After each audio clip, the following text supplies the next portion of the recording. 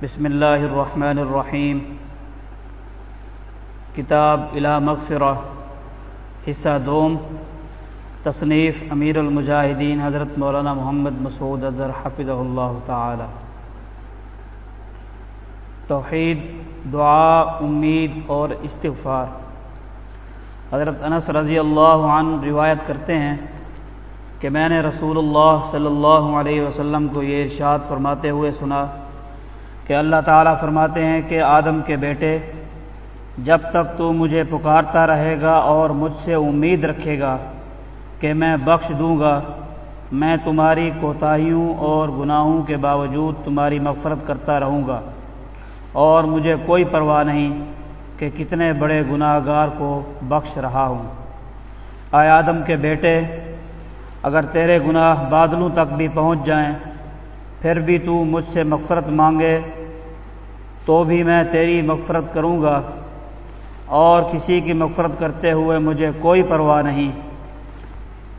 اے آدم کے بیٹے، اگر تو زمین بھر گناہ لے کر میرے پاس آ جائے لیکن تیری ملاقات مجھ سے اس حال میں ہو کہ تو میرے ساتھ کسی کو شریک نہیں ٹھہراتا، تو یاد رکھ میں زمین بھر مغفرت لے کر آ جاؤں گا۔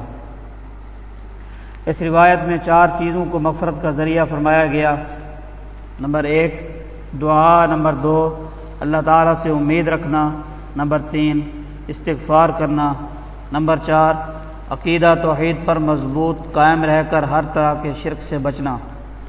عن انس بن مالک قال سمعت رسول اللہ صلی اللہ علیہ وسلم یقول قال اللہ تبارک وتعالی یا ابن آدم انک ما دعوتنی ورجوتنی غفرت لك على ما كان فيك ولا أبالي يا ابن آدم لو بلغت ذنوبك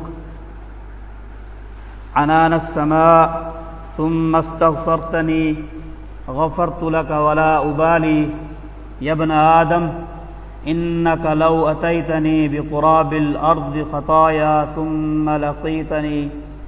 ثم لقيتني لا تشرك بي شيئا لأتيتك بقرابها مغفرة۔